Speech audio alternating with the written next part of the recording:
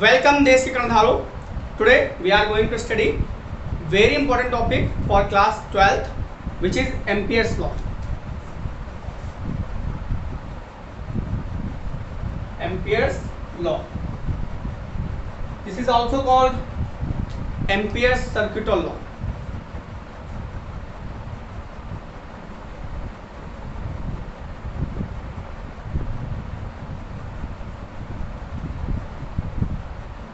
जब हम लोग अभी इलेक्ट्रोमैग्नेटिज्म पढ़ेंगे, इलेक्ट्रोमैग्नेटिक वेव पढ़ेंगे, तो वहाँ पर देखेंगे जो 4 बेसिक लॉज हैं जिनको मैक्सवेल ने समराइज किया था, जिनकी वजह से इलेक्ट्रोमैग्नेटिक वेव्स की जो डिस्कवरी हुई और उनका प्रोडक्शन बहुत इजी हो सका, उनमें से एक एम्पियर्स लॉ भी है. ठीक है, तो जैसे आपने पढ़ा है गॉस लॉ.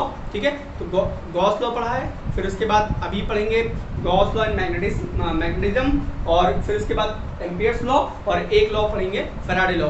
इन सारे लॉज को कंबाइन करके ही मैक्सवेल इक्वेशंस बनाई गई थी. ठीक है, तो ये आप समझ रहे होंगे कि इलेक्ट्रोमैग्नेटिक वेव्स बहुत ज़्यादा इंपॉर्टेंट है हमारी डेली लाइफ में, प्रेजेंट डे में. क्यों? क्योंकि हमारा फ़ोन भी इलेक्ट्रोमैग्नेटिक वेव से ही चल रहा है.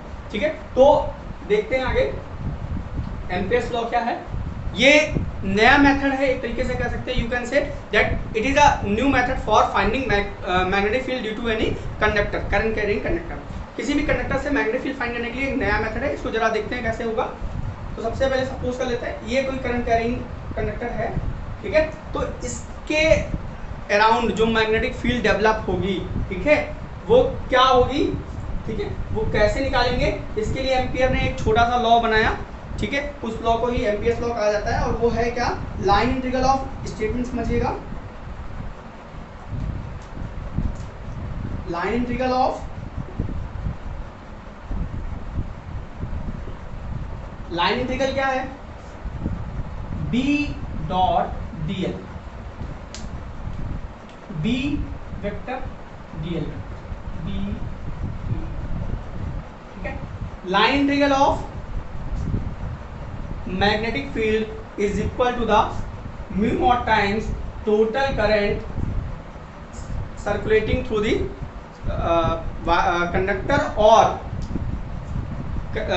total current flowing through the closed loop. ठीक है, जिस closed loop से जो करंट जा रही है उसके mu naught times के इक्वल होता है. क्या होता है लाइन इंटीग्रल, क्या है, जैसे आपने पढ़ रखा है सरफेस इंटीग्रेशन. सरफेस इंटीग्रेशन क्या होता था, B डॉट ds, जहाँ पे सरफेस के साथ इंटीग्रेशन करते थे, यहाँ पे किसके साथ में करेंगे, लाइन के साथ में, मतलब एक स्ट्रेट लाइन में इंटीग्रेशन करना. ठीक है, तो क्या है statement, line integral of magnetic field along a close loop. Close loop होना जरूरी है, ध्यान समझिएगा. Along a close loop is equal to the total current passing through loop.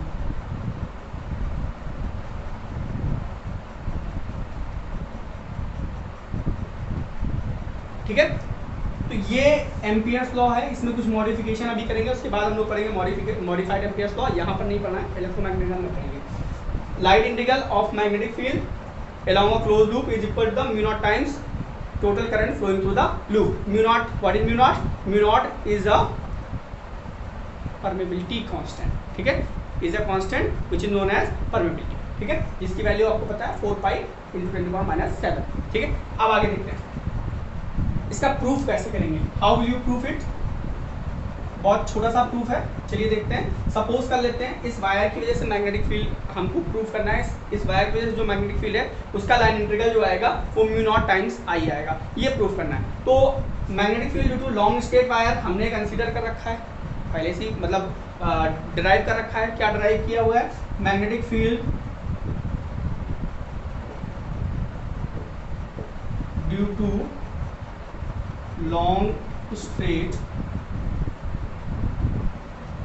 Conductor.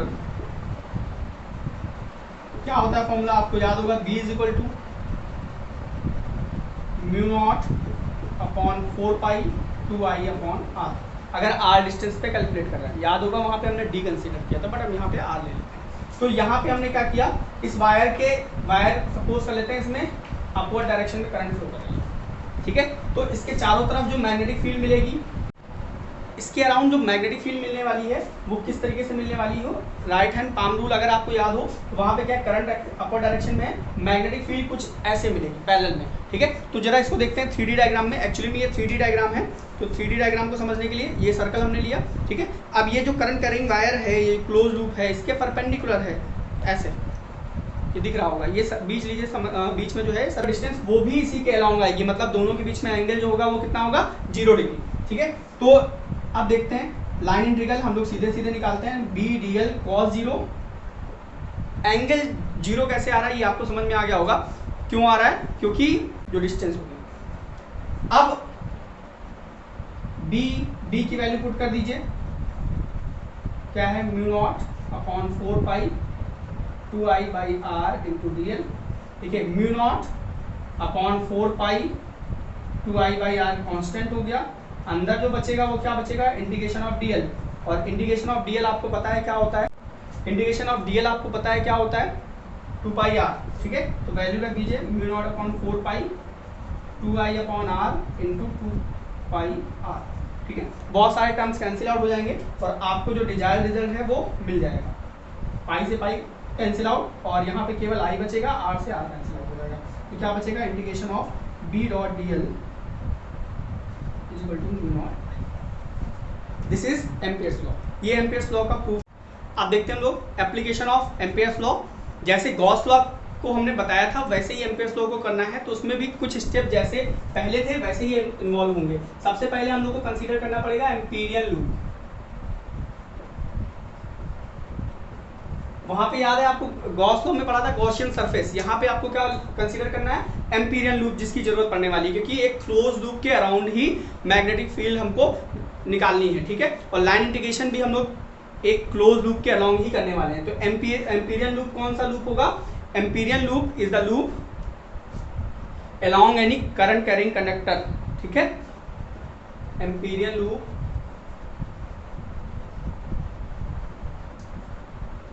is a loop around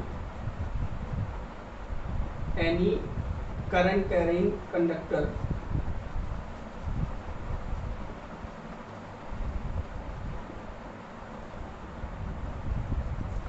on which, ठीक है, उस पे ये सारी कंडीशन फॉलो होनी चाहिए, ठीक है। नंबर 1 पहली कंडीशन क्या फॉलो होनी चाहिए, बी शुड बी टेंजेंशियल और नॉन जीरो कंपोनेंट, ठीक है। जो बी है, B should be tangential and non zero, मतलब बी टेंजेंशियल जो हो वो नॉन जीरो हो, उसकी वैल्यू नॉन जीरो होनी चाहिए। जीरो हो जाएगा तो आपको पता है बी डॉट डीएल वो जीरो कर देगा। परपेंडिकुलर भी हो सकता है, बी में भी परपेंडिकुलर, ठीक है। और थर्ड बी वेनिसेस, अगर बहुत सारे कंपोनेंट है एक साथ तो बी वेनिसेस। तो ये 3 पार्ट जो हैं एम्पीरियल लूप के लिए बहुत ज़्यादा जरूरी है, ठीक है। अब देखते हैं किस तरह के सरफेस के लिए कैसा लूप कंसीडर करेंगे, ठीक है। तो देख कुछ सरफेस का नाम लिखते हैं और उसके बाद उनका एम्पीरियल लूप, जैसे कुछ कंडक्टर का नाम, कंडक्टर की बात करते हैं। पहला कंडक्टर है, अगर लाइन कंडक्टर है, स्ट्रेट लाइन कंडक्टर या सिलिंड्रिकल है, तो ऐसे कंडक्टर्स के लिए जो है लूप कंसीडर करेंगे, एम्पीरियल लूप होगा वो सर्कुलर लूप होगा। कैसे, जैसे ये है सिलिंड्रिकल है तो इसके चारों तरफ जो लूप कंसीडर करेंगे वो सर्कुलर ही आएगा, जहां पे मैग्नेटिक फील्ड यूनिफॉर्म होगी हर जगह पे। यूनिफॉर्म मैग्नेटिक फील्ड की बात कर रहे हैं हम लोग, ठीक है। मैग्नेटिक फील्ड अगर वेरी करेगी तो ये प्रॉब्लम क्रिएट हो जाएगी, वहां पे बी को कैलकुलेट करना ईजी नहीं होगा। देखिए कैसे, जैसे ये वायर है, इससे हर आर डिस्टेंस पे, ये है हर आर डिस्टेंस पे मैग्नेटिक फील्ड इक्वल होगी, क्योंकि फॉर्मूला क्या होता है, B is equal to μ0/4 2I/r, ठीक है। आर अगर इक्वल होगा तभी मैग्नेटिक फील्ड इक्वल होगी, करंट तो सेम है बट अगर आर डिफरेंट होंगे तो मैग्नेटिक फील्ड डिफरेंट होगी। और हमको यूनिफॉर्म मैग्नेटिक फील्ड की बात करनी है, यूनिफॉर्म मतलब हर पॉइंट पे एक जैसी हो, ठीक है। फिर सेकंड, अगर मान लीजिए कोई सर्कुलर लूप जैसे सोलेनॉइड है, सोलेनॉइड टाइप का, तो वहां पे अभी हम बता देते हैं आपको, अभी यूज भी करेंगे बाद में। सोलेनॉइड के लिए हम लोग जो एम्पीरियल लूप मानेंगे वो रेक्टेंगुलर टाइप का होगा,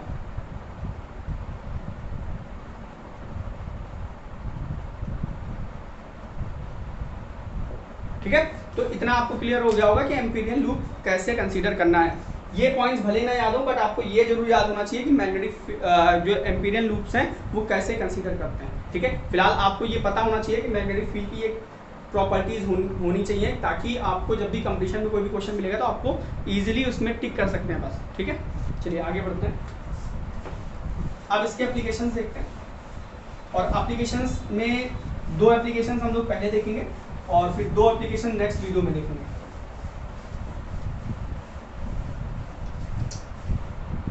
ठीक है, तो पहले हम बात करते हैं स्ट्रेट लाइन कंडक्टर या वायर की बात करते हैं। Magnetic field due to wire.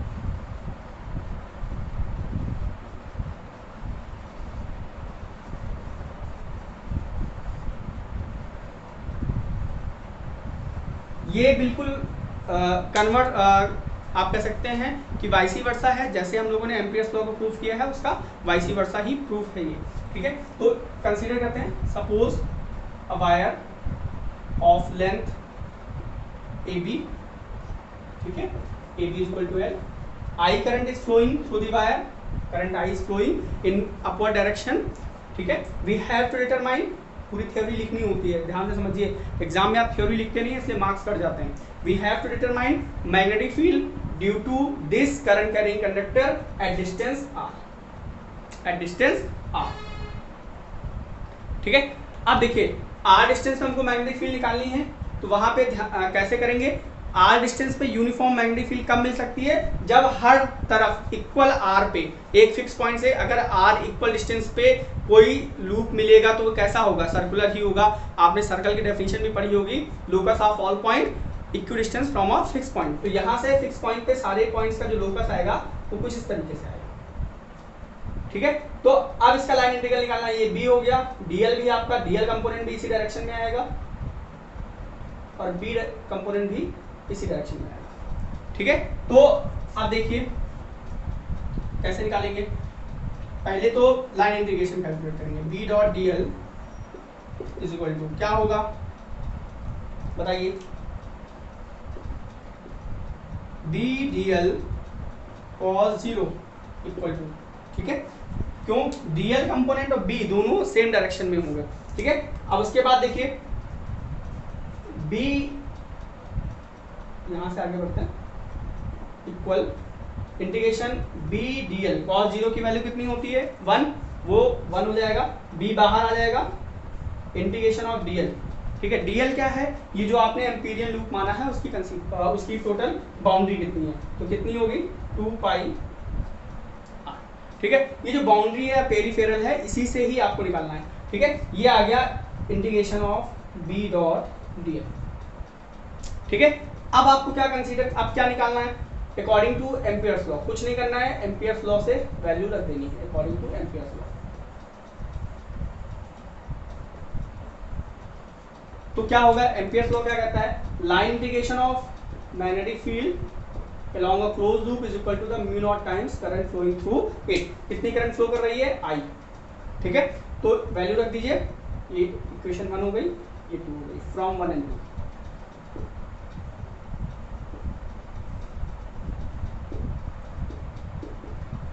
Value रखनी है सीधे हमको, b into 2 pi r is equal to mu naught I। ठीक है, तो b is equal to क्या हो जाएगा? 2 pi r अपॉन में आ जाएगा, अरेंज कर लीजिए, 2 pi I अपॉन r। अब देखिए यहाँ अगर 2 से मल्टीप्लाई और 2 से डिवाइड कर देते हैं तो सेम वही फॉर्म मिल जाएगा जो हमने पढ़ रखा है।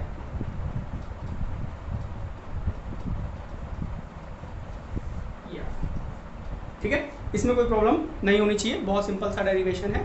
ठीक है, अब बात करते हैं, अगर कोई सॉलिड सिलिंड्रिकल वायर हो, बहुत मोटा थिक वायर हो, ठीक है, या सिलेंडर हो जिसमें करंट फ्लो कर रही हो, तब मैग्नेटिक फील्ड कैसे कैलकुलेट करेंगे? ठीक है, तो चलिए स्टार्ट करते हैं।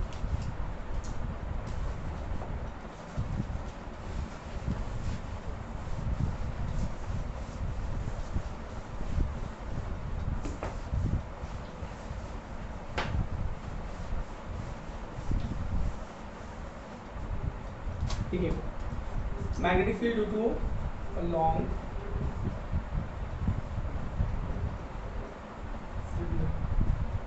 ठीक है, सिलेंडर क्यों कहा? ठीक है, करंट कैरिंग विद करंट भी लिख रहा हूँ ताकि करंट जो है उसमें फ्लो करे। अब एक सिलेंडर है ये ऐसे,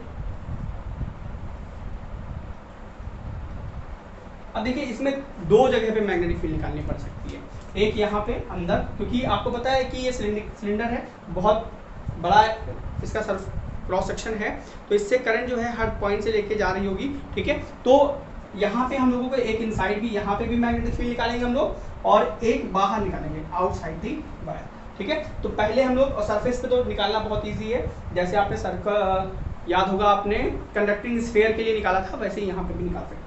तो पहले स्टार्ट करते हैं, सबसे पहले पॉइंट सपोज कर लेते हैं, suppose a cylinder of cross section area pi A square, that is radius of cylinder is A, ठीक है। Current I is flowing through the cylinder, ठीक है। We have to determine magnetic field due to this current carrying cylinder, ठीक है, या you can say thick cylindrical wire. We have to determine magnetic field due to this thick cylindrical wire at 2 points inside the wire, cylindrical wire, and outside the cylindrical wire. So first of all we will determine at the inside outside the cylindrical wire, ठीक है। तो outside के लिए करना है तो equal distance पे कैसे कंसीडर करेंगे, तो इक्वल डिस्टेंस पे कंसीडर करने के लिए हम लोग एक जो लूप मान रहे हैं वो ऐसे मान, ठीक है। ये एम्पीरियल लूप हमने माना आर डिस्टेंस, इससे आर कंसर्न, ठीक है। व्हेन इसको पॉइंट पी कह दीजिए, केस फर्स्ट है, पहला पॉइंट, पहला केस जहां पे निकालना है आपको, when point P is outside the cylinder, outside the cylinder है तब कैसे डिराइव करेंगे जरा देखते हैं, ठीक है। तो फिर वही लाइन इंटीग्रल कैलकुलेट करिए, बी डॉट डी एल, ठीक है। तो बी डॉट डी एल मतलब इन दोनों के बीच में एंगल, यहाँ पे भी अगर हम देखें ये टेंजेंशियल होगा, ठीक है, करंट ऊपर की तरफ जा रही है, तो ये ऐसे, ठीक है, इस डायरेक्शन में आएगा, ठीक है। तो बी और डी एल दोनों सेम डायरेक्शन में, तो ये हो जाएगा integration B D L cos 0, ठीक है। अब डी एल क्या होगा, लेंथ ऑफ दिस सर्कुलर, तो क्या हो जाएगा बी डी एल, यहाँ पे हो जाएगा बी इंटू 2 पाई आर, क्योंकि करंट तो टोटल जो है वो आई है, ठीक है। अब यहाँ पे देखिए अकॉर्डिंग टू एम्पियर्स लॉ लगाइए,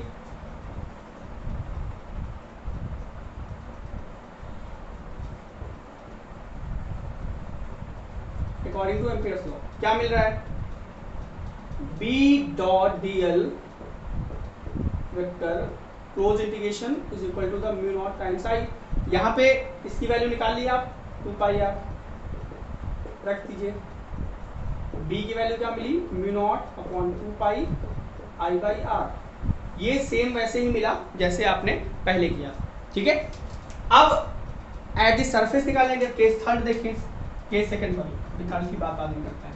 एट द सरफेस,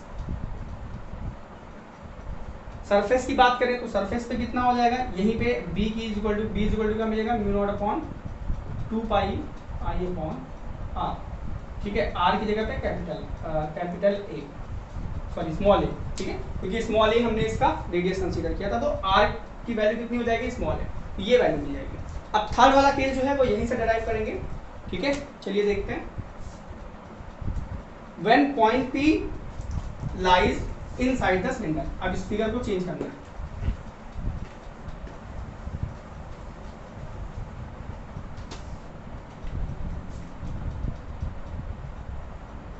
तो इनसाइड अगर यहाँ पे लाई कर रहा है तो इसके लिए जो सरफेस होगा वो कुछ इस तरीके से होगा, ये R, ठीक है। अब इसके लिए अगर देखें तो इसको अगर हम कंप्लीट करें तो एक सिलिंड्रिकल ऐसे बनेगा, इतना छोटा सा एरिया। अब इतने एरिया से जो टोटल करंट आई थी वो आई तो रहेगी नहीं, इतने एरिया में कुछ करंट कम हो जाएगी, वो करंट कैसे कैलकुलेट करनी है, वहीं पे हमारा टास्क है। बाकी बी डॉट डी एल यहाँ पे भी निकालेंगे इसी डायरेक्शन में, ठीक है। B D L cos 0, D L हो जाएगा, डी एल की वैल्यू कितनी हो जाएगी, 2 पाई आर, उसके बाद एम्पियर्स लॉ लगाएंगे तो वहां पे ये आई डैश हो जाएगा, ठीक है, म्यू नॉट आई डैश। ये आई डैश की वैल्यू हमको निकालनी पड़ेगी क्योंकि हमको आई पता है, आई डैश नहीं पता है। तो आई डैश कैसे कैलकुलेट करेंगे, इसको इक्वेशन 1 मान लीजिए, इसको 2 मान लीजिए, ठीक है। अब आई डैश कैसे, इसको ये तो कहां से आया आपको समझ में आ गया होगा, फिर भी देखिए बी डीएल, डीएल जो होगा 2 पाई आर होगा, 2 पाई आर, फिर बी की वैल्यू निकालेंगे एम्पियर्स लॉ से, तो क्या आ जाएगा, B is equal to mu naught upon 2 pi I dash upon R. I dash क्या है, current flowing through this section, मतलब इतने सेक्शन से कितनी करंट जा रही है, ठीक है। आप देखिए आई डैश कैसे कैलकुलेट करेंगे, आपको पता है current density will be same, जैसे डेंसिटी सेम होती है किसी मटेरियल की, वैसे यहाँ पे करंट डेंसिटी सेम होगी, ठीक है। तो current density will be same,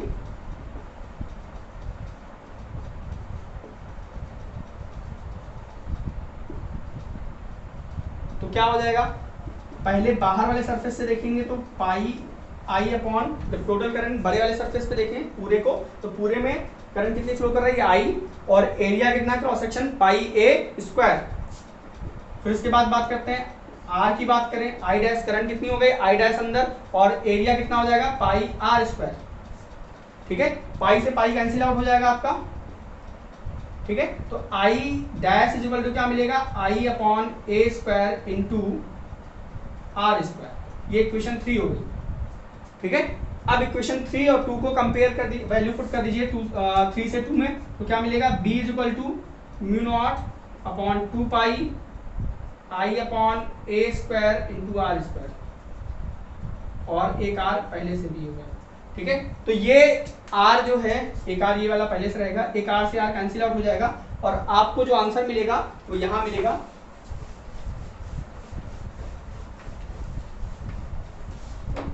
क्या मिलेगा, b is equal to mu naught upon 2 pi I upon A square into R, ठीक है।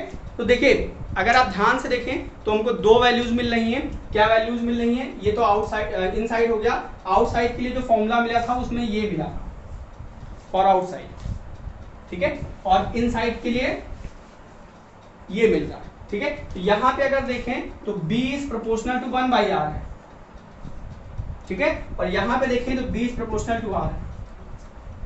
मैग्नेटिक फील्ड, अच्छा r जो हैगा वो पॉजिटिव नेगेटिव कुछ भी हो सकता है, तो दोनों तरफ हमको मिलेंगे, बेसिकली हम एक तरफ देखते हैं। तो अगर इसका ग्राफ बनाए, ये r है, ये आपका b है, तो जितने में r is less than small a, मतलब रेडियस से कम है, ठीक है, तो उसके लिए ये है, r is greater than a के लिए ये आ रहा है, ठीक है। मतलब पहले जब सर्कल अंदर है तब स्ट्रेट लाइन में फॉरवर्ड होगा, देखिए r is less than, sorry ये तो लेस देन का है, ये ग्रेटर देन का है, ठीक है। जब सिलेंडर के अंदर है तब मैग्नेटिक फील्ड जो है वो लीनियरली जो है लीनियर इंक्रीज कर रही है, उसके बाद जो है 1 बाई आर के फैक्टर से इंक्रीज करेगी, ठीक है, डिक्रीज करेगी। तो पहले तो इंक्रीज करेगी, जैसे जैसे सरफेस पे जाएंगे, सरफेस पे आने के बाद मैक्सिमम हो जाएगी, मतलब ए पे मैक्सिमम हो जाएगी, उसके बाद ये आर जो है वो वेरी करेगा, डिक्रीज करेगा, ऐसे, ठीक है। तो ये ग्राफ आया बी और आर के बीच में, ये इंपॉर्टेंट ग्राफ है, इसको ध्यान में रखिएगा, ठीक है। तो बेसिकली ये था magnetic field due to long straight cylindrical wire. Ampere's law के अभी 2 यूज और बचे हुए हैं जिनको हम लोग नेक्स्ट पार्ट में करेंगे।